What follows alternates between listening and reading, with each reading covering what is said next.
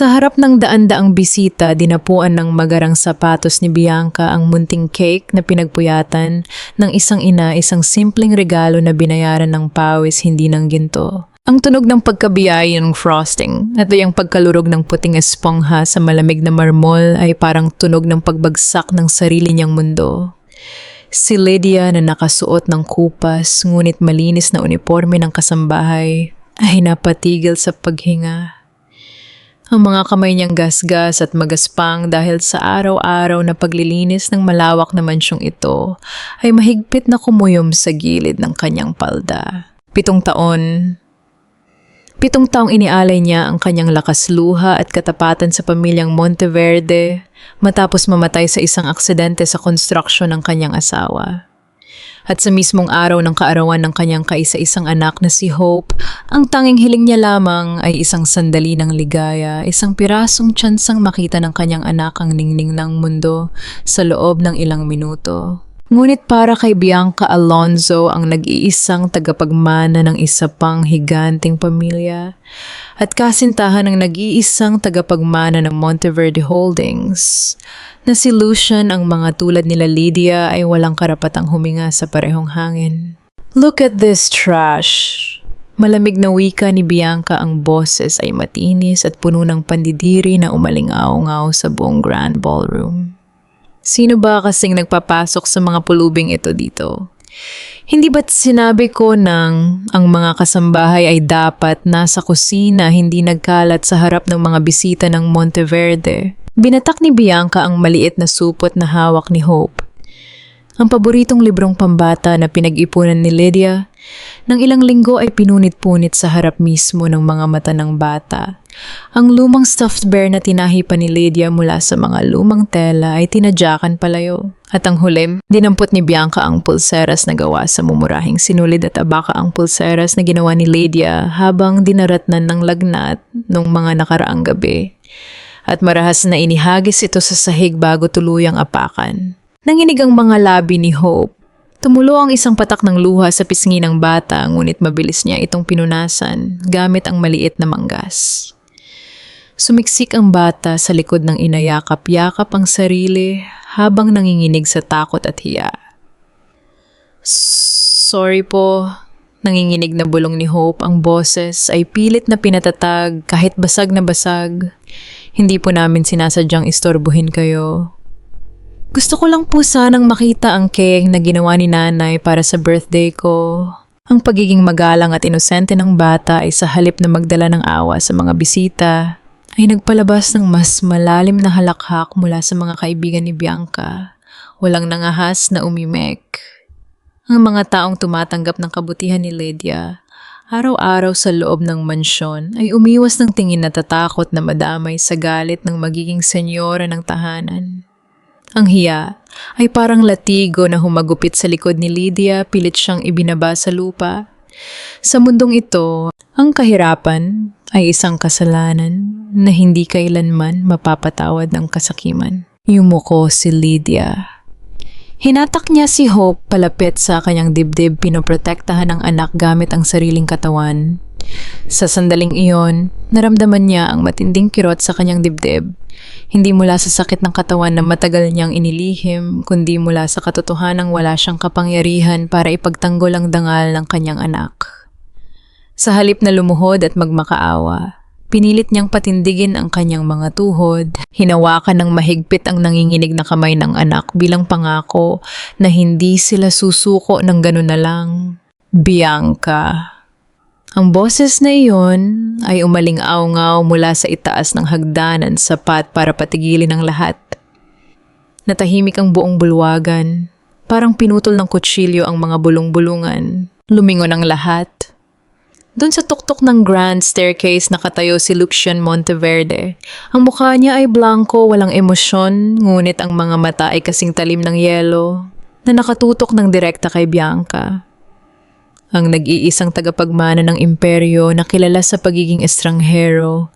Sa sarili niyang tahanan, ang lalaking bihirang makitang dumalo sa mga ganitong social gathering ay bumababa ngayon sa hagdan ng may mabagal at mabigat na mga hakbang. Umigting ang panga ni Bianca.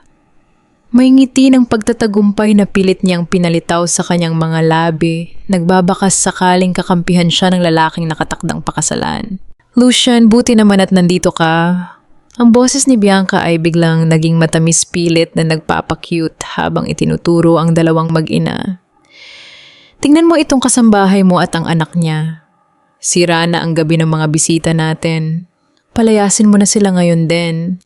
Hindi sila nababagay dito. Wala silang sinasabi sa estado natin sa lipunan. Hindi sumagot si Lucian. Ang bawat hakbang ng kanyang sapatos na balat sa hagdan ay parang tunog ng orasan ng kamatayan para sa kayabangan ni Bianca. Ang mga bisita ay umurong ng ilang pulgada walang merong naglakas loob na huminga ng malalim. Alam ng lahat ang kapangyarihan ng pangalang Monteverde. At ngayon nakikita nila ang mukha ng bagyo. Tumigil si Lucian ilang pulgada ang layo mula kay Bianca. Hindi niya man lang ito tinapunan ng tingin. Ang kanyang mga mata ay nanatiling nakatutok sa sahig sa mga basag na piraso ng cake sa pinunit na libro at lalo na sa pulseras na durog sa ilalim ng marmol. Tumagilid ang ulo ni Bianca, nagsisimulang makaramdam ng kaba sa kakaibang katahimikan ng lalaki. Lucian, ano pang hinihintay mo? Paalisin mo na sila. Walang imik na lumuhod si Lucian sa harap ng nagkalat na kalat. Ang mamahaling suit na yari sa Italia ay sumayad sa maruming sahig, ngunit wala siyang pakialam. Hiniunat niya ang kanyang kamay at dahan-dahang pinulot ang mga mumurahing sinulid ng pulseras na tinapaktapakan ni Bianca.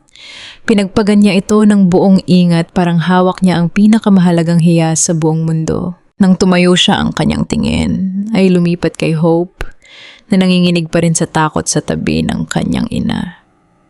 Pagkatapos ay dahan-dahan niyang inilibot ang kanyang paningin sa daan-daang bisitang nakatitig sa kanila.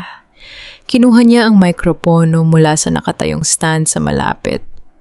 Ang boses niya ay mababa kalmado ngunit bawat salita ay tumagos sa bawat sulok ng silid na parang kidlat. Ang regalong ito... Panimula ni Lucian, ang mga mata ay hindi inaalis sa sirang pulseras sa kanyang palad. Ay hindi binili gamit ang ginto o diamante. Tumigil siya sandali, hinayaang lumaganap ang nakakabinging katahimikan sa buong bulwagan. At ngayong gabi nakita ko kung sino ang tunay na walang halaga sa silid na ito. Nanginginig ang buong bulwagan sa bigat ng mga salitang binitiwan ni Lucian Monteverde. Ang bawat mata sa silid ay nakatutok sa kanyang mga kamay. Dahan-dahan sa harap ng daan-daang makapangyarihang tao sa lipunan, inabot ni Lucian ang sirang pulseras na gawa sa mumurahing sinulid at abaka. Sa isang kilos na nagpabagsak sa panga ng lahat, isinuot niya ito sa kanyang sariling pulseras, isang marangyang kamay, na nakapulseras sa mamahaling relo, ay pinalibutan ng abakang tinahi ng isang hamak na kasambahay. Huminga ng malalim si Lucian, idinikit ang mikropono sa kanyang labi, at ang kanyang boses ay umaling-aungaw na parang batas. Ang pinakamahalagang regalo ngayong gabi ay hindi brilyante o mamahaling relos. Wika ni Lucian, ang mga mata ay matalim na nakatingin sa mga naglalakihang negosyante sa unahan, kundi ang pagmamahal ng isang ina sa kanyang anak, isang pagmamahal na hinding-hindi kailanman kayang bilhin ng kahit anong yaman na mayroon tayo rito. Namutla si Bianca. Ang pamumula ng kanyang mukha sa galit at kahihiyan ay mabilis na napalitan ng panginginig.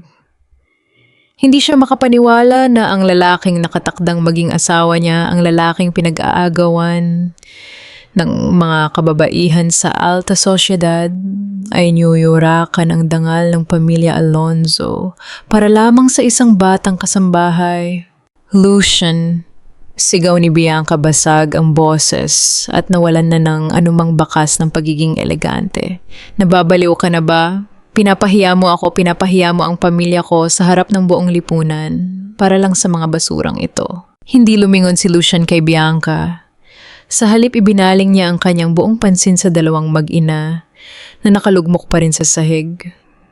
Lumapit siya ng dahan-dahan, binura ang distansya sa pagitan ng nag-iisang bilyonaryo at ng pinakamababang manggagawa sa mansyon. Iniunat niya ang kanyang kamay upang tulungang tumayo si Lydia. Napaatras si Lydia, nanginginig ang buong katawan. Sir Lucian, huwag po. Masisante po ako. Hindi po namin kaya ang ganitong pansin. Huwag ninyong dungisan ang pangalan ninyo dahil sa amin. Hindi ito awa. Mahigpit ngunit banayad na wika ni Lucian, habang mariing hinahawakan ang nanginginig na braso ni Lydia para itayo ito. Ito ay katarungan para sa isang mabuting bata at pagkilala sa isang inang ibinigay ang lahat para sa kanyang anak. Sa tulong ni Lucian, dahan-dahang tumayo si Lydia habang yakap-yakap pa rin si Hope. Ang mga luha ay patuloy na pumapatak sa mukha ng kasambahay. Ngunit sa pagkakataong ito, hindi na lamang ito luha ng takot. Ito ay luha ng isang taong sa unang pagkakataon pagkatapos ng maraming taon ay naramdamang siya ay binigyang halaga bilang isang tao. Hindi na napigilan ni Bianca ang kanyang sarili. Nawala na siya ng bait sa harap ng mga kamera at mga taong kanina pa nagbubulungan. Humakbang siya palapit galit na galit habang itinuturo ang mukha ni Lydia. Isinusumpa ko, Lucian. Sigaw ni Bianca, nanginginig ang hintuturo. Tatawagan ko ang ama ko ngayon din. Sisiguraduhin kong mawawala ng trabaho ang babaeng ito at ang batang yan ay itatapon sa kalsada. Isusumpa ko ang araw na ito. Tumigil si Lucian sa pag-alalay kay Lydia. Dahan-dahan siyang lumingon kay Bianca. Ang mga mata niya ay walang katapusang kadiliman. Walang hiyawan, walang banta na may kasamang galit. Ngunit ang katahimikan ng kanyang mukha ay mas nakatatakot kaysa sa isang pagsabog. Huwag mo nang abalahin ang ama mo, Bianca. Malamig na sabi ni Lucian habang dahan-dahang inilalagay ang kamay sa kanyang kaliwang palasingsingan. Nagpalipat-lipat ang tingin ng lahat sa ginagawa ng bilyonaryo. Ang mga bisita ay huminto sa paghinga. Gamit ang dalawang daliri, dahan-dahang hinubad ni Lucia ng mamahaling diamanteng singsing ng pakikipag-eskretaryo, ang simbolo ng milyon-milyong pisong alyansa ng dalawang pamilya. Walang pasubali, walang pag-alinlangan, inilapag niya ito ng may marahang kalansing sa ibabaw ng marmol na lamesa sa malapit. Kung para sa iyo ang kabutihan at pagkatao ay mga bagay na dapat libakin at ikahiya, wika ni Lucian ng boses ay umaling-aungaw sa buong bulwagan na parang hatol ng isang hukom. Kung gayon ang taong hindi nararapat na tumapak sa pamilyang Monteverde ay ikaw. Isang nakakabinging katahimikan ang bumalot sa buong silid nang opisyal niyang kanselahin ang kasunduan sa harap ng buong mundo. Mahigpit na niyakap ni Lydia ang kanyang anak habang nakaupo sila sa gilid ng payak nilang higan sa quarters ng mga kasambahay. Tahimik na umiiyak si Hope, yakap-yakap ang natitirang piraso ng sirang manika. Sa labas ng maliit na bintana, ang marangyang hardin ng mga Monteverde ay mukhang napakalamig at banyaga. Nanay, aalis na po ba tayo rito? Mahinang tanong ng bata, ang mga mata ay namamaga sa luha. Galit na po ba sa atin ang mga tao rito? Hinalikan ni Lydia ang noon ng anak. Tumitibok ng mabilis ang kanyang dibdib, hindi dahil sa sakit na matagal niyang tinatago, kundi dahil sa takot sa bukas. Alam niyang pagkatapos ng mga nangyari sa Grand Ballroom, ang pananatili nila sa mansyong ito ay para na ring paghihintay sa pagbagsak ng palakol. Si Bianca ay hindi basta-basta magpapakumbaba.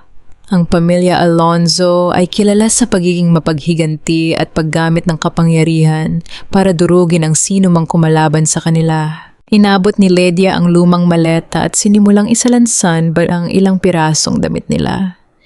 "Oh anak, mag-iimpake na tayo. Bukas na bukas din aalis tayo rito. May kaunti akong naipon mula sa sahod ko. Makakahanap din tayo ng ibang matutuluyan." Subalit bago pa man nila maisara ang maleta, isang marahang katok ang umalingaw-ngaw sa pinto. Kinabahan si Lydia. Dahan-dahan niyang binuksan ang pinto at tumambad sa kanya si Lucian Monteverde. Wala na ang formal na suit nito. Nakakemais de kulay na lamang ito na bahagyang nakabukas ang kuwelyo, ngunit ang autoridad sa kanyang mga mata ay nanatiling buo. May hawak itong makapal na pulang folder. "Sir Lucian," nanginginig na sambit ni Lydia habang humakbang palikod para magbigay puwang. "Pasensya na po kung nag-iimpake na kami. Alam ko pong wala kaming karapatang manatili rito pagkatapos ng gulo. Hindi sumagot agad si Lucian. Pumasok siya sa maliit na silid, ang kanyang matangkad na figura ay nagmistulang nagpaliit sa masikip na kwarto. Tiningnan niya si Hope na nakatingin sa kanya ng may halong takot at paghanga bago ibinaling ang paningin kay Lydia. Saan kayo pupunta, Lydia? Tanong ni Lucian ng boses ay kalmadong ngunit may diin. May sakit ka. Ang sabi ng doktor sa pribadong klinika, kailangan mong magpahinga ng hindi bababa sa 2 buwan pagkatapos ng operasyon mo sa susunod na linggo. Saan ka titira sa kalagayan mo ngayon? Nanlaki ang mga mata ni Lydia. Napasinghap siya sa gulat. Paano? Paano ninyo nalaman ang tungkol sa operasyon ko? Sino ang nagsabi sa inyo tungkol sa sakit ko sa buto? Inilapag ni Lucian ang pulang folder sa ibabaw ng maliit na mesa. Nang buksan ito ni Lydia, bumulagtas sa kanyang harapan ang kumpletong medical history niya, ang mga resulta ng biopsy at ang schedule ng nakatakdang bone marrow transplant sa isa sa pinakamahahalagang ospital sa bansa.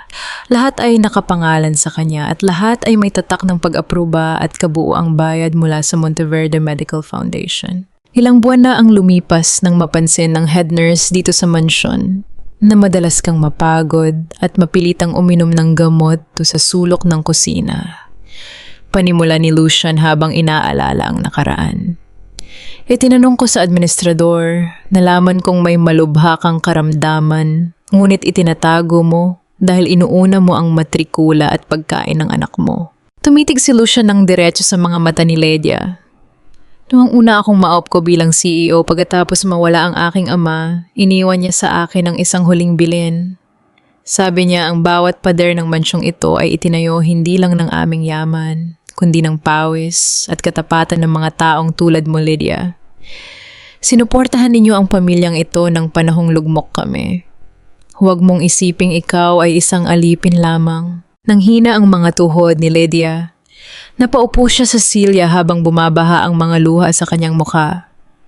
Sir Lucian, napakalaki po nito. Hindi ko alam kung paano ko kailanman mababayaran ang utang na loob na ito. Lumapit si Lucian at marahang ipinatong ang folder sa ibabaw ng nanginginig ng mga kamay ni Lydia. Ang kalusugan mo ay hindi utang, kundi karapatan mo bilang tao, Lydia. Huwag mong isiping may utang kang dapat bayaran sa akin.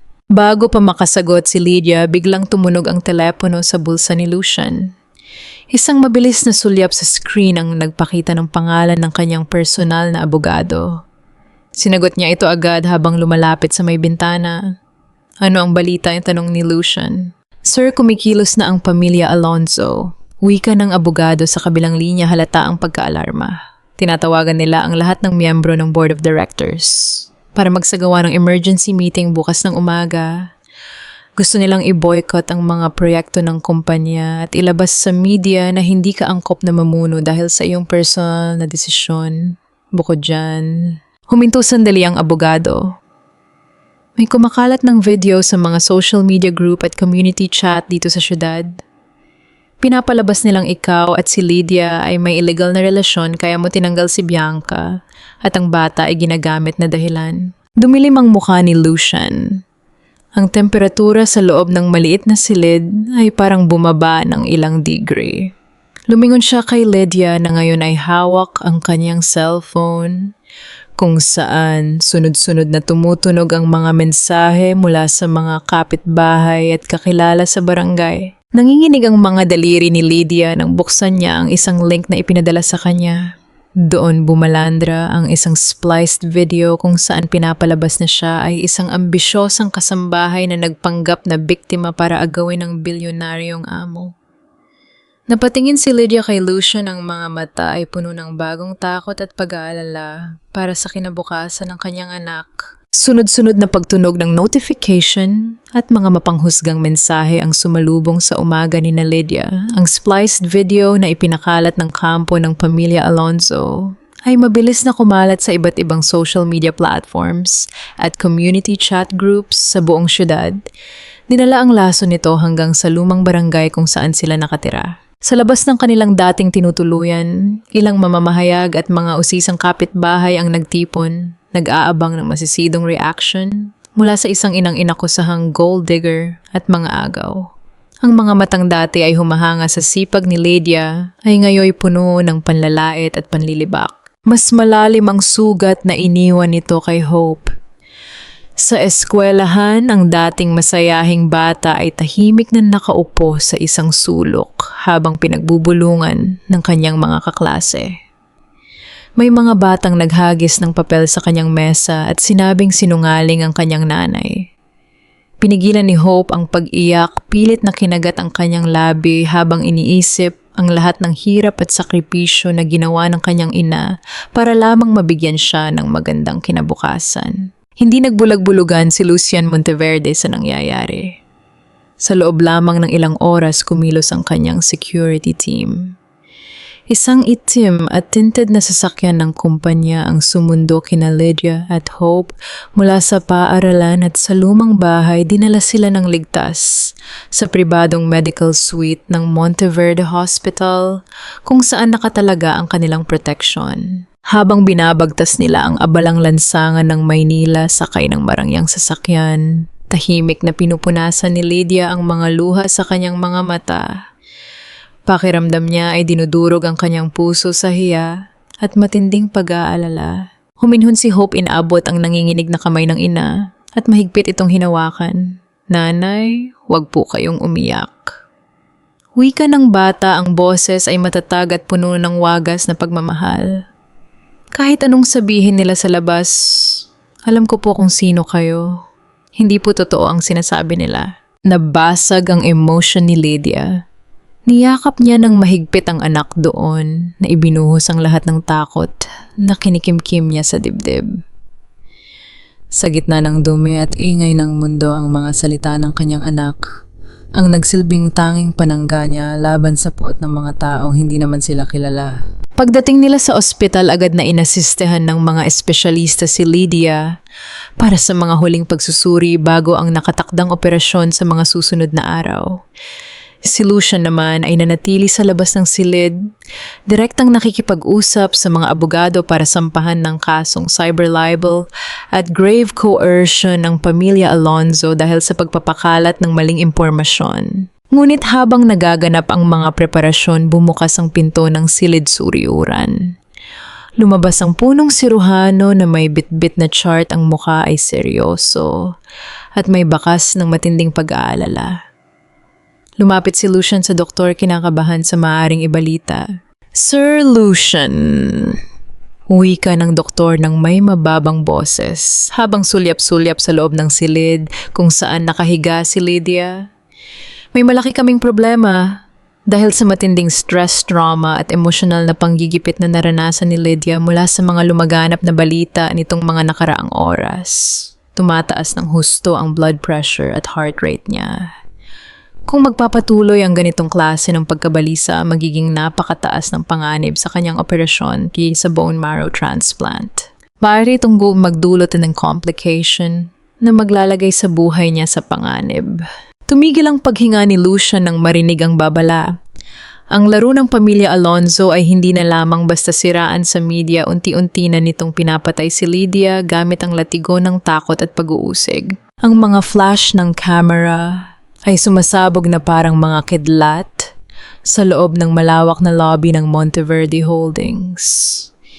Daang-daang mamamahayag sa television at mga independent vlogger ang siksikan nag-aabang sa bawat galaw ng nag-iisang bilyonaryong tagapagmana na bihira ring magsalita sa publiko. Sa halip na magtago o magpadala lamang ng mga press release sa pamamagitan ng abogado, pinili ni Lucian Monteverde na humarap ng direkta. Suot ang kanyang itim na suit at may malamig na awtoridad sa kanyang mga mata. Humakbang siya patungo sa gitna ng entablado kung saan nakatayo ang mga mikropono. Walang pambungad na pagbate, walang pag-aalinlangan. Ipinatawag ko kayong lahat ngayong umaga hindi para magpaliwanag sa aking personal na buhay. May matito ay bungad ni Lucian. Ang boses ay matatag at umalingaw-ngaw sa buong bulwagan ng walang pag-alog. Kundi para ilantad ang isang kasinungalingan na sinadya at pinag-isipang mabuti para durugin ang dangal ng isang inang walang laban. Sa kanyang senyas ang malaking LED screen sa likuran niya ay umilaw. Ang dating putol-putol at binagong video na ipinakalat ng pamilya Alonzo ay biglang napalitan ng buo, walang bawas at kristalinaw na kopya ng security footage mula sa nagdaang gabi ng kaniyang kasayahan. Kitang-kita ng buong sambayanan ang ginawa ni Bianca Alonzo. Ang marahas na pagpunit sa librong pambata, ang pagtapak sa munting cake, at ang pagmamalupit sa mumurahing pulseras na gawa sa abaka. Kasunod nito ay ang tahimik at magalang na paghingi ng tawad ng batang si Hope at ang panginginig ni Lydia habang niyayakap ang anak. Isang malalim na singhap ng gulat ang umalingaw sa buong bulwagan. Ang mga mamamahayag ay nagkatinginan. Ang dating simpatiya na nakuha ng pamilya Alonzo ay biglang gumuho at napalitan ng pangkalahatang galit at pandidiri mula sa mga nanonood sa telebisyon sa buong bansa. Ang pamilyang Alonzo ay nagbayad sa ilang social media trolls para baluktutin ang katotohanan. Patuloy ni Lucian habang ang kanyang mga mata ay nanlilisik sa galit. Ngunit ang katotohanan ay hindi kailanman matatakpan ng salapi. Ngayong araw na ito, sinasampaan ko ng kaukulang kasong cyber libel, malicious mischief at grave coercion si Bianca Alonzo at ang kanyang mga kasabwat. Ibinaba ni Lucian ang kanyang paningin sa mga kamera, direktang nakatingin sa bawat mamamayang Pilipino na nanonood sa kanilang mga tahanan. Tandaan ninyo ito, ang yaman ay hindi lisensya para yurakan ang pagkatao ng iba. At ang tunay na marangal ay hindi kailanman natatakot sa katotohanan. Pagkatapos sabihin ang mga katagang iyon, tumalikod si Lucian at iniwan ang mga nag-uunahang reporter na sumisigaw ng mga katanungan. Naging mabilis ang reaction ng publiko. Sa loob lamang ng ilang oras, ang hashtag na hustisya para kay Nanay Lydia at sa kanyang anak ay nagtrending sa unang pwesto sa bansa habang ang mga pangalan ng pamilya Alonzo ay inuulan ng matinding pambabatikos. Samantala sa pribadong silid ng Monteverde Hospital, dahan-dahang inihanda si Lydia para sa pinakamahalagang yugto ng kanyang buhay ang kanyang operasyon. Nakatayo sa gilid ng higaan si Hope mahigpit na nakahawak sa malamig na mga daliri ng kanyang ina. "Nanay, maging matatag ka po ha." Bulong ng bata, pilit na pinipigilan ng luha habang nakasuot ng sterile cap at gown para sa pagpasok sa loob ng pinto ng operating room. Sabi ni Papa Lucian, magiging maayos po ang lahat. Ngumiti si Lydia, ang kanyang mukha ay maputla ngunit may bagong lakas na nagmula sa pagmamahal ng anak at sa katarungang ipinaglaban para sa kanila. "Huwag kang mag-alala anak, magkikita ulit tayo pagkatapos nito." Nang tuluyang umandar ang stretcher papasok sa operating room, sinamahan ito ni Lucian hanggang sa threshold ng pinto bago siya lumabas upang harapin ang huling bahagi ng laban. Paglabas niya ng ospital, agad na tumunog ang kanyang telepono. Ang kanyang chief financial officer ang nasa kabilang linya humihingal at halatang nagmamadali. "Sir Lucian May, galaw mula sa kampo ng mga Alonzo." Sigaw ng CFO sa kabilang linya. Habang abala sila sa pagdepensa sa media, natuklasan namin sa finance division na sunod-sunod nilang ibinebenta at tinitipid ang mga natitirang ari-arian sa ilalim ng kanilang kumpanya. Pilit nilang tinitipid at inililipat ang natitirang pondo sa mga offshore accounts para takasan ng mga kaso. Tumalim ang mga mata ni Lucian habang nakatanaw sa abot-tanaw ng Maynila. Ang bitag ay isinara na niya sa tamang oras. Ang huling hininga ng imperyo ng mga Alonzo ay nasa kanyang mga kamay na. Isang nakabibinging tunog ng basag na salamin ang bumasag sa katahimikan ng gabi. Habang natutulog ng mahimbing si Lydia sa sterile recovery room ng Monteverde Hospital pagkatapos ng matagumpay na operasyon, si Hope naman ay pansamantalang dinala ng security team ni Lucian sa isang ligtas na bahay sa loob ng isang eksklusibong subdivision. Ngunit ang desperasyon ng isang taong mawawalan ng lahat ay walang kinatatakutang batas. Si Bianca Alonzo na ngayon ay talamak na tinalikuran ng kanyang mga kaibigan sa alta sosyedad at nahaharap sa sunod-sunod na kaso ay tuluyang nawalan ng bait. Sa kanyang isip kung makukuha niya si Hope, magagawa niyang puwersahin si Lucian na iurong ang lahat ng habla laban sa kanilang pamilya at ibalik ang kanilang yaman. Ang kanyang ama naman ay nagpadala ng mga tauhan upang harangin ang sasakyan na nakatakdang maglipat kay Hope sa mas ligtas na lokasyon sa labas ng Maynila. Bantayan ninyo ang bawat sulok. Ang mahinang utos ng isang lalaking nakaitim na sumingkit ang mga mata habang pinagmamasdan ng itim na SUV na may sakay kay Hope. Naganap ang intercept sa isang tahimik at madilim na bahagi ng kalsada malapit sa gate ng subdibisyon. Sa pilitang hinarangan ng isang kulay abo na van ang sasakyan ni Hope. Lumabas ang 3 armadong lalaki at agad na bumasag sa salamin ng driver's seat upang talunin ang driver at security guard ng pamilya Monteverde. Sa loob ng sasakyan nanginginig si Hope sa matinding takot. Ngunit sa halip na sumigaw, mabilis niyang naisip ang itinuro ni Lucian sa kanya noong nakaraang araw. Hinawakan niya ang kanyang smartwatch, isang regalong may GPS tracking mula sa kanyang Papa Lucian, at pinindot ang emergency button. Papa Lucian, bulong ni Hope habang nakatago sa ilalim ng upuan ng SUV. May mga masasamang tao po rito. Natatakot po ako. Sa kabilang dako sa loob ng boardroom ng Monteverde Holdings, kasalukuyang nakikipag-usap si Lucian sa mga nag-aalalang miyembro ng lupon ng mga direktor tungkol sa katatagan ng kumpanya. Biglang nanginginig ang kanyang telepono sa ibabaw ng lamesa. Nang makita ang pulang alerto mula sa relo ni Hope at marinig ang nanginginig na tinig ng bata, tumayo si Lucian. Kanselahin ang pulong. Malamig na utos ni Lucian sa kanyang sekretarya, hindi pinansin ang mga gulat na mukha ng mga direktor. Ihanda ang pangunahing security team, may emergency. Mabilis na sumakay si Lucian sa kanyang sasakyan at pinasibad ito patungo sa lokasyon ni Hope na ipinapakita sa kanyang GPS screen. Ang bawat segundo ay parang 1 taon para sa kanya. Ang isip niya ay napuno ng takot na baka may mangyaring masama sa bata, isang batang unti-unti nang naging totoong anak sa kanyang puso. Samantala sa loob ng hinarang na SUV, sinisira na ng mga tauhan ni Alonzo ang pinto sa likod. Nakita nila si Hope na nakakuyom sa ilalim ng upuan. Sa kanyang maliit na dibdib, mahigpit niyang yakap-yakap ang isang lumang frame ng larawan ng kanyang ina na si Lydia, ang tanging alaala na dinala niya mula sa kanilang lumang kwarto.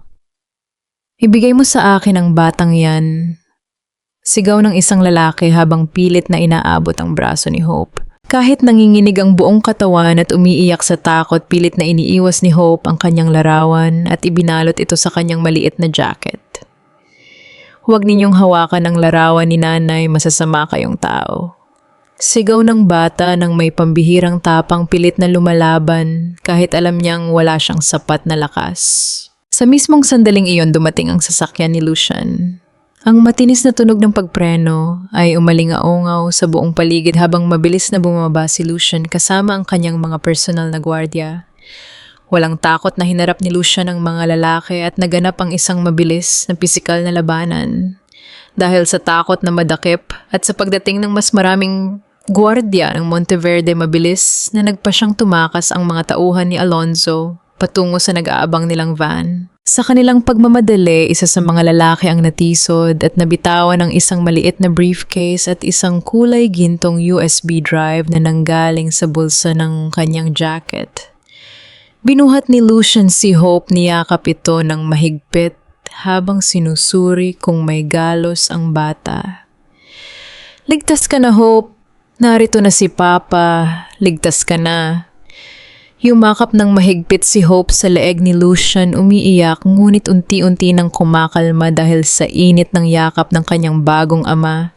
Nang humupa ang gulo, lumapit ang pinununo ng security team ni Lucian at pinulot ang USB drive na naiwan sa sahig. Iniabot niya ito kay Lucian. Tiningnan ni Lucian ang USB drive. Ang kanyang mga mata ay sumingkit nang makita ang logo ng Alonzo Foundation na nakatatak dito.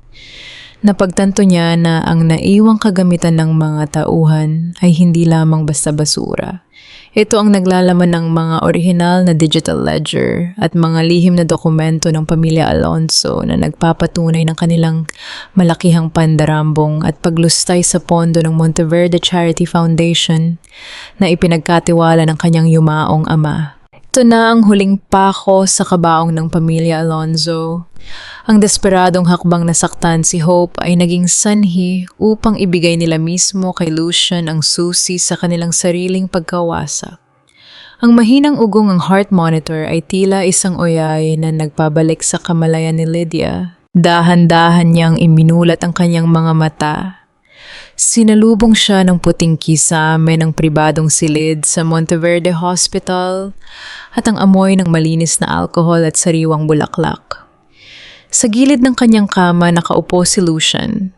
Ang kanyang kurbata ay nakasabit na sa likod ng upuan at ang mga manggas ng kaniyang polo ay nakatiklop hanggang siko. Tahimik at matiyaga siyang nagbabalat ng mansanas, bakas sa kanyang muka. Ang pagod, ngunit kalmado ang kaniyang mga mata. Gising ka na pala. Mahinang wika ni Lucian nang mapansing gumagalaw ang mga daliri ni Lydia. Inilapag niya ang kutsilyo at ang mansanas, sa kadahan-dahan inayusan ang unan sa likod ng kasambahay. Sir Lucian. Tuyo ang lalamunan ni Lydia, pilit na bumangon ngunit marahang pinigilan ng lalaki. Nasaan si Hope? Ligtas ba ang anak ko? Ligtas si Hope, Lydia.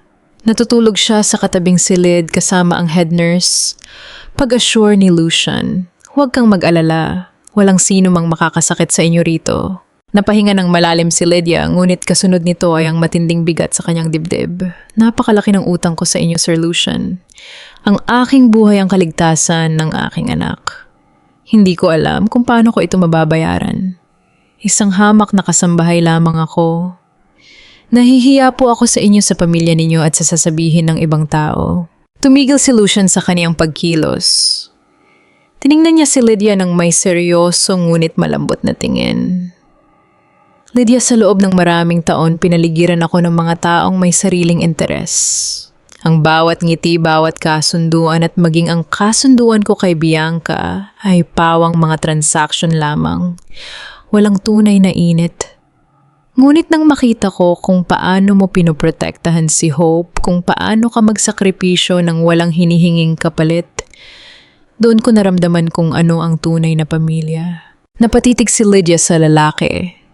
Sa unang pagkakataon, nakita niya ang kahinaan sa likod ng matatag na pader ng nag-iisang bilyonaryo. Dahan-dahang iniangat ni Lydia ang kanyang gasgas at magaspang na kamay.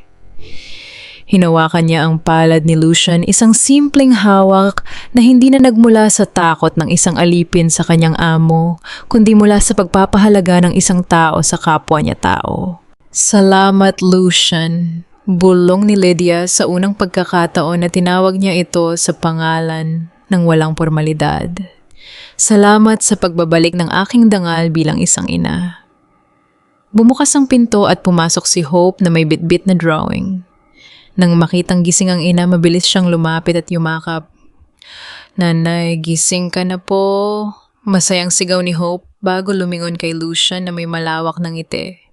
Papa Lucian, gising na si nanay. Ang tawag na papa mula kay Hope ay parang kuryenteng naghatid ng init sa puso ni Lydia. Napagtanto niya na hindi na niya kailanman kailangang magtago sa dilim o mahiya sa kanyang kahirapan. May bagong umaga na naghihintay sa kanila at lalabanan niya ang sakit para sa kinabukasan ng kaniyang anak. Lumabas muna si Lucian sa pasilyo upang bigyan ng pribadong oras ang mag-ina. Doon sinalubong siya ng kanyang personal na abogado na may dalang makapal na folder ng mga dokumento mula sa forensic audit.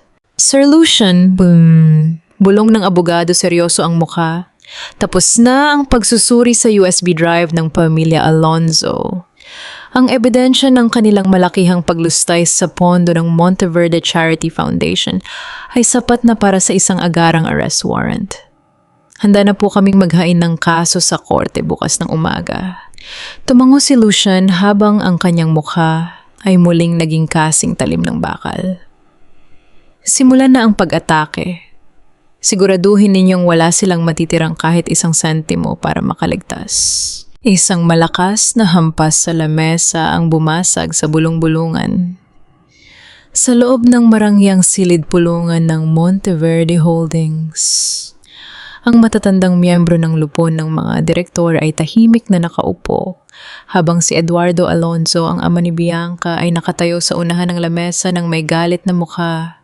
Hindi ko hahayaang sirain ng batang ito ang bilyon-bilyong pisong alyansa ng ating mga kumpanya nang dahil lamang sa isang hamak na kasambahay. Sigaw ni Eduardo habang ang kaniyang hintuturo ay nakaturo sa bakanting upuan sa kabisera ng lamesa. Ang kaniyang desisyon na kanselahin ang kasunduan kay Bianca sa harap ng publiko ay isang malaking insulto. Sinira niya ang reputasyon ng pamilya Alonzo at ng buong Monteverde Holdings. Bumukas ang pinto. Pumasok si Lucian Monteverde na may dalang dekalidad na itim na leather folder. Ang kaniyang mukha ay kasing lamig ng yelo. Ang kaniyang tindig ay tila isang haring hindi natitinag ng kahit anong bagyo. Umupo siya sa kanyang pwesto at dahan-dahan niyang inilapag ang folder sa lamesa. Eduardo, mukhang masyado kang nagmamadali ngayong umaga. Malamig na wika ni Lucian. Huwag mo akong daanin sa lamig mo, Lucian. Hasik ni Eduardo habang lumalapit sa pwesto ng bilyonaryo. Ginamit mo ang pondo ng kumpanya para sa medical na gastusin ng katulong mo pagkatapos ay pinili mo pa silang protektahan laban sa aking anak. Isang kahihiyan ito sa lupon ng mga direktor. Hihilingin ko sa board na tanggalin ka sa posisyon mo bilang CEO dahil sa kawalan ng profesionalismo at pag-abuso sa kapangyarihan. Ang ilang matatandang direktor ay tumango-tango, tila sumasang-ayon sa akusasyon ni Eduardo. Ang takot na maapektuhan ang kanilang mga shares sa merkado ay mas matimbang kaysa sa katarungan. Hindi man lang kumurap si Lucian. Sa kaniyang senyas, ang kaniyang sekretarya ay nagsimulang mamahagi ng mga makakapal na dokumento sa bawat miyembro ng board.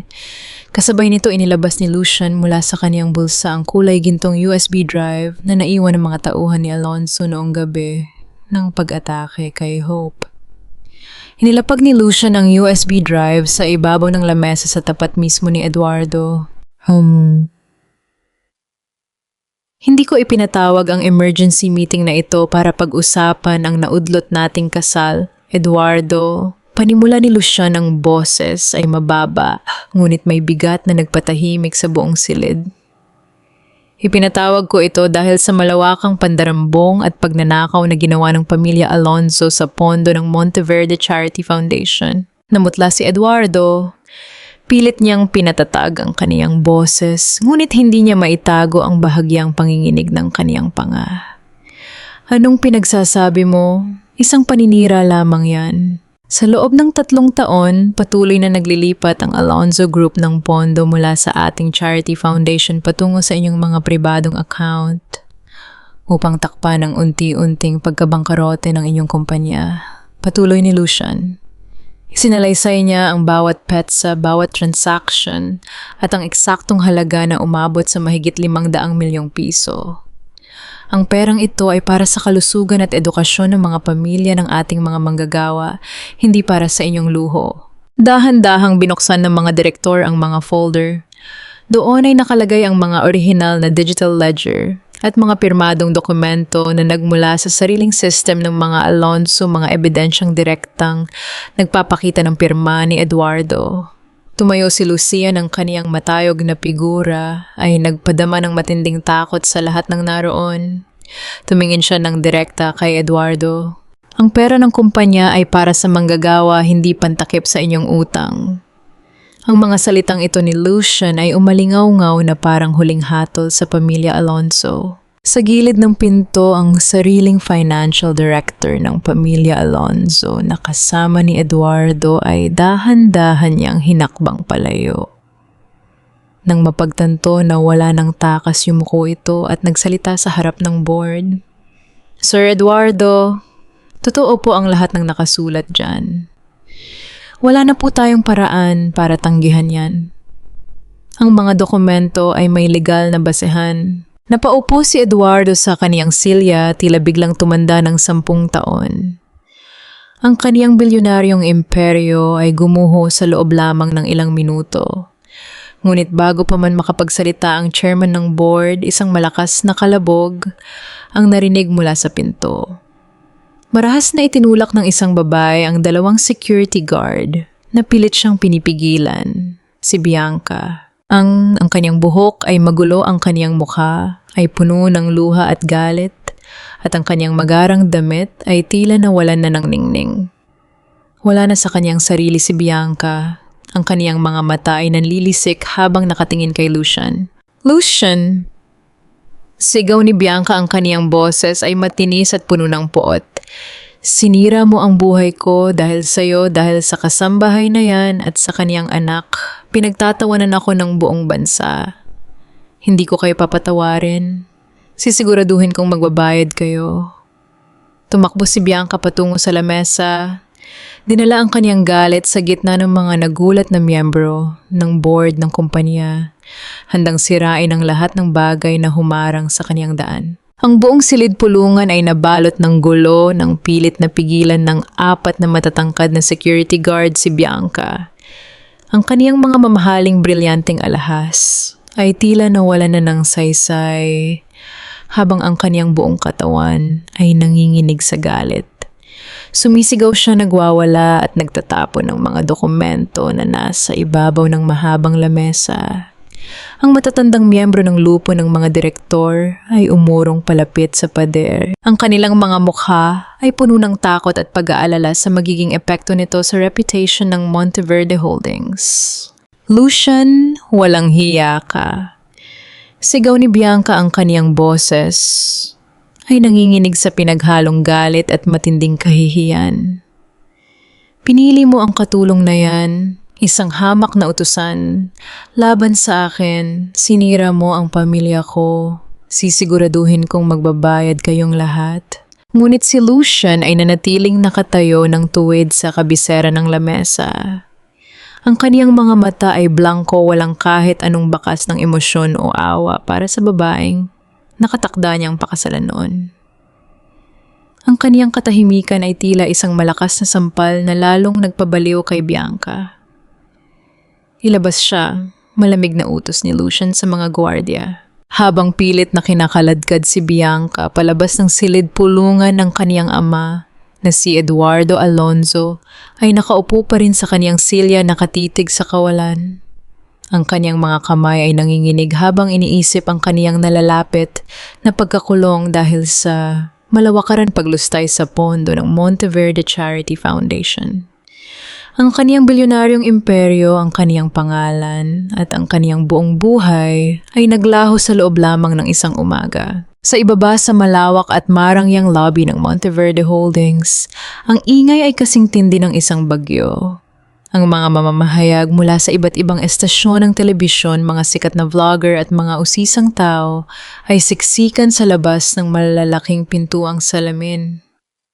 Ang balita tungkol sa pagkasira ng kasunduan ng 2 pinakamayamang pamilya at ang kasong pandarambong laban sa mga Alonzo ay mabilis na kumalat sa buong bansa. Bumukas ang pribadong elevator ng gusali. Lumabas si Eduardo Alonzo na may kasamang 2 ahente ng National Bureau of Investigation na may hawak ng kaukulang arrest warrant. Ang kaniyang mga kamay ay may posas na tinatakpan ng isang itim na jacket, ngunit hindi nito na itago ang kaniyang tuluyang pagbagsak. Kasunod niya si Bianca na pilit pa ring kumakawala sa mga gwardiya habang umiiyak ng hysterical. "Bitawan ninyo ako!" Sigaw ni Bianca, ang kaniyang matinis na boses ay umalingaw-ngaw sa buong lobby. "Hindi ninyo ako pwedeng hawakan. Ako si Bianca Alonzo. Wala kayong karapatan." Sa kaniyang marahas na pagbabalikwas, natisod si Bianca sa kaniyang sariling mataas na sapatos.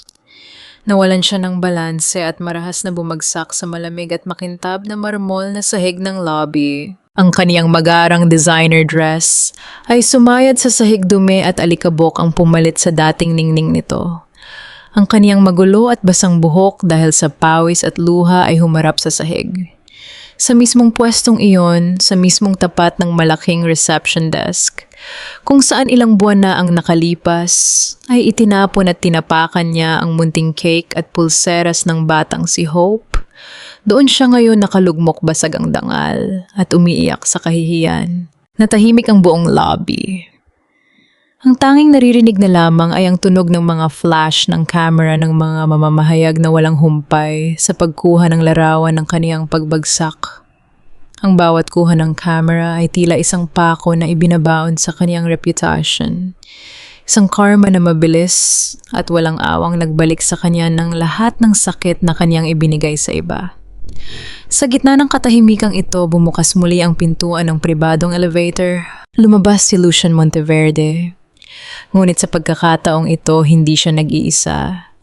Sa kaniyang tabi ay nakatayo si Lydia Ramos. Si Lydia ay hindi na nakasuot ng kupas na uniforme ng kasambahay. Siya ay nakasuot ng isang simple, ngunit napaka-eleganteng asul na kasuotan na nagpalitaw sa kaniyang likas na kagandahan. Ang kaniyang mukha ay may malusog na kulay bakas. Ang kaniyang tuluyang paggaling mula sa matagumpay na operasyon. Sa kaniyang kabilang kamay, hawak niya ang maliit na kamay ni Hope na nakasuot ng magandang bestido at may malawak na ngiti sa kaniyang mukha. Nang makita sila ni Bianca, pilit siyang tumayo mula sa sahig. Ang kaniyang mukha ay puno ng baliw na puot. Tinangka niyang dambahin si Lydia, ngunit agad siyang hinawakan ng dalawang pulis. Katulong, sigaw ni Bianca, ang kaniyang laway ay tumatalsik sa galit. Isang hamak na utusan dahil sa iyo. Dahil sa inyong dalawa ng anak mo, nawala sa akin ang lahat, magnanakaw kayo. Hinagaw mo sa akin si Lucian at ang aking buhay. Humarap si Lydia kay Bianca. Walang kahit anong takot sa kaniyang mga mata. Dahan-dahan niyang binitawan ang kamay ni Hope at lumapit ng ilang hakbang kay Bianca. Hinimok ng lahat ang kanilang hininga, naghihintay kung sasampalin ba ni Lydia ang babaeng nagpahirap sa kanya ng husto o kung ibabalik niya ang lahat ng masasakit na salitang natanggap niya noon. Ang mga mamamahayag ay nagunahan sa pag-accommodate ng kanilang mga mikropono. Ngunit walang sampal na naganap, walang hiyaw ng galit. Tinitigan ni Lydia si Bianca ng may malalim na katahimikan. Ang kaniyang tingin ay walang bakas ng galit, walang bakas ng paghihiganti at higit sa lalo, walang bakas ng pagnanais na makitang masaktan ang kaniyang kaaway. Ito ay ang tingin ng isang inang natagpuan na ang kaniyang tunay na kapayapaan, isang taong hindi na kailangang bumaba sa antas ng kaniyang mga api para patunayang siya ay marangal. Bianca. Mahina ngunit malinaw na wika ni Lydia, sapat para marinig ng lahat ng naroon sa lobby. Hindi ko inagaw ang buhay mo. Ang sarili mong kayabangan at kawalan ng puso ang kumuha ng lahat ng mayroon ka. Sana ay mahanap mo ang kapayapaan na hinding-hindi kailanman mabibili ng yaman mo. Ang mga salitang iyon na binigkas ng may buong dignidad ay nagpatahimik sa buong lobby. Ang mga mamamahayag ay napatigil. Ang kaibahan sa pagitan ng dalawang babae ay naging napakalinaw sa buong bansa. Ang isa ay mayaman sa pera, ngunit dukha sa pagkatao, at ang isa naman ay nagmula sa kahirapan, ngunit nagtataglay ng kayamanan ng isang wagas at marangal na puso. Hindi na nakasagot si Bianca.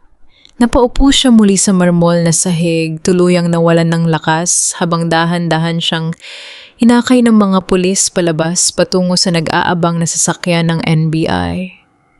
Kasabay nito ang paghila kay Eduardo Alonzo na nakatungo ang ulo sa kahihiyan. Lumapit si Lucian kay Lydia. Ang kaniyang seryosong muka ay lumambot nang tingnan niya ang mag-ina. Inabot niya ang kamay ni Lydia habang ang kaniyang kabilang kamay naman ay binuhat si Hope na agad na yumakap sa kaniyang leeg. Tapos na ang laban, Lydia. Handa ka na bang umuwi? Tanong ni Lucian ng may banayad na tinig. Ngumiti si Lydia, ang kaniyang puso ay magaan at puno ng pag-asa. Opo, Lucian.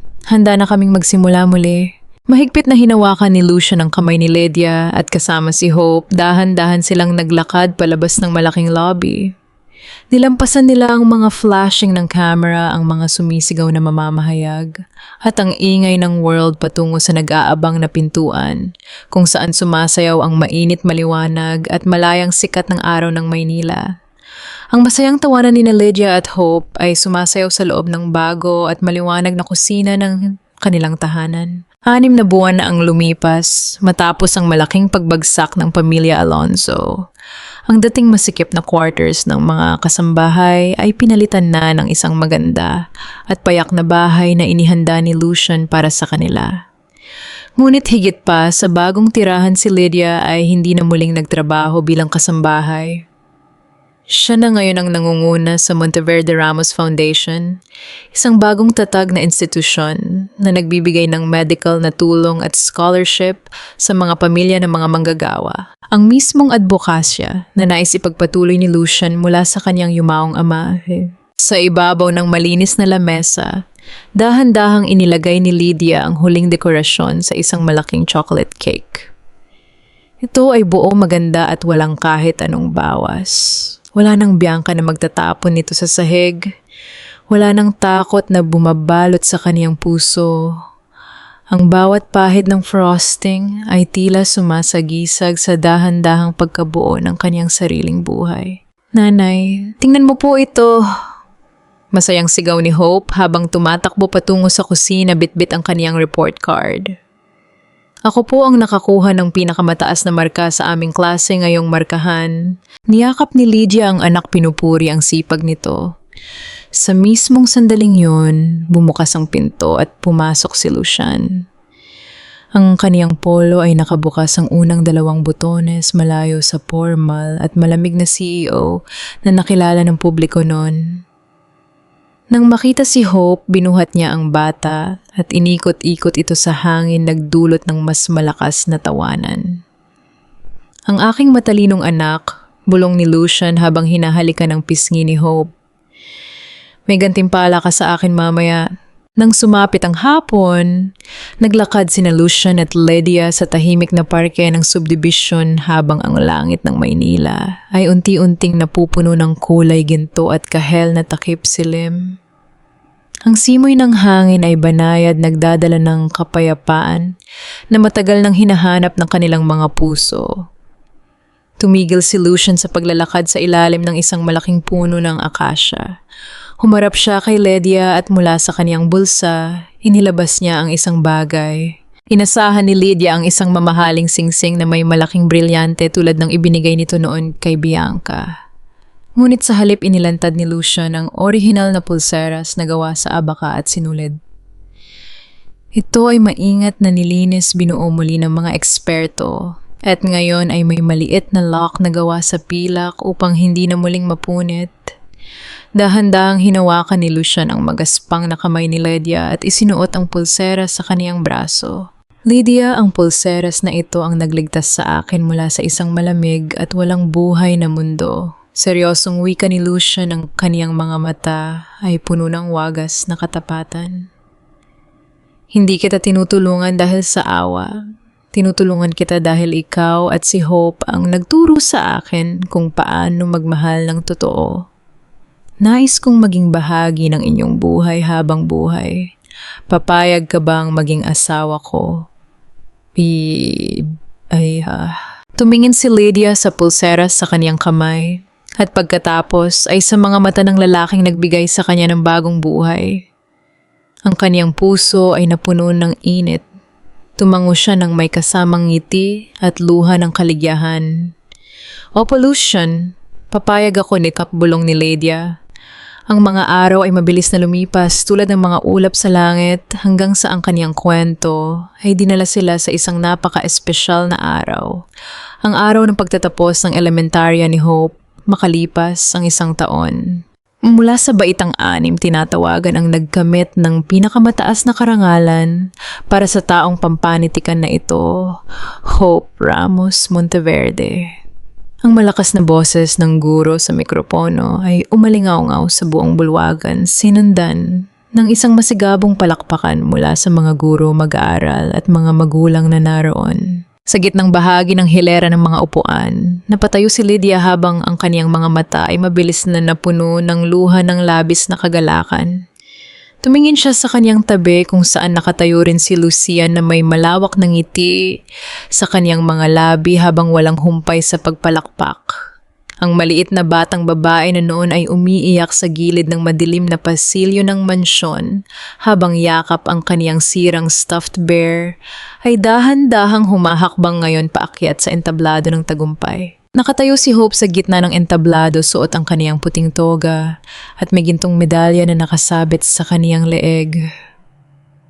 Sa kaniyang pag-akyat, hindi niya tiningnan ng mga camera o ang malaking karamihan ng mga tao. Ang kaniyang mga mata ay dumiretso sa kinaroroonan ng kaniyang ina at ng lalaking tinatawag niyang Papa. Habang pinagmamasdan ni Lydia ang kaniyang anak, ang kaniyang isip ay dinala ng hangin sa mga alaala ng nakaraan. Naalala niya ang gabi kung kailan pinagpuyatan niya ang paggawa ng simpleng cake at pulseras na tinapakan lamang ni Bianca. Naalala niya ang pakiramdam ng pagiging walang halaga, ang bigat ng kahihiyan, at ang takot na baka lumaking walang kinabukasan ng kaniyang anak dahil sa kanilang kahirapan.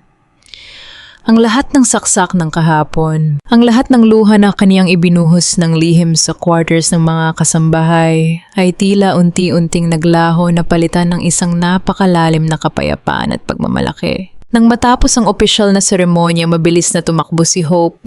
Pababa ng entablado, hindi alintana ang kaniyang toga na sumasayaw sa hangin. Sumugod siya ng diretso sa kinaroroonan ng kaniyang mga magulang at mahigpit na yumakap sa leeg ni Lydia at Lucian. Nanay Papa Lucian, gubulong ni Hope habang ang kaniyang mga luha ay pumapatak sa balikat ni Lydia. Ito na po ang pinakamasayang araw ng buhay ko. Nagawa ko po dahil sa inyo. Hinalikan ni Lydia ang noon ng anak habang si Lucian naman ay binuhat si Hope at niyakap silang dalawa ng sabay. Sa sandaling iyon, ang tatlong magkakaibang buhay na pinagtagpo ng isang hindi inaasahang biyanko ay tuluyan ng naging isang buong pamilya. Nang ihayag ng photographer ang pamilya para sa isang huling larawan, dahan-dahan inayos ni Lucian ang kaniyang mamahaling Amerikana. At doon sa ilalim ng manggas ng kaniyang mamahaling suit, sumilip ang pulseras na gawa sa abaka at mumurahing sinulid.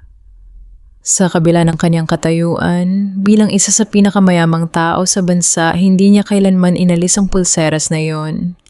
Para sa kanya ang abakang iyon ay mas mahalaga pa kaysa sa anumang gintong relo na kaniyang pag-aari. Ito ang kaniyang korona ng tunay na pagmamahal, ang kaniyang paalala na ang pinakamahalagang bagay sa mundo ay ang pag-aaruga sa mga taong nag-aalay ng kanilang tapat na puso para sa kanya. Ang tunay na yaman ay hindi nasusukat sa ningning ng mga party sa laki ng mga mansion o sa mga brilyanteng sing-sing na kayang bilhin ng pera. Ang tunay na yaman ay matatagpuan sa katarungan sa pagbawi ng dangal ng isang inang nagtiis at sa wagas na pagmamahal ng isang pamilyang binuo ng kabutihan at pagmamahal. Hawak ang kamay ng isa't isa, dahan-dahang naglakad sina Lucian, Lydia at Hope palabas ng tarangkahan ng paaralan. Ang mainit, malaya at payapang sikat ng araw ng Maynila ay sumalubong sa kanila. Hinahagka ng kanilang mga mukha habang sabay-sabay silang humakbang patungo sa isang bagong bukas na puno ng pag-asa at walang katapusang pagmamahal.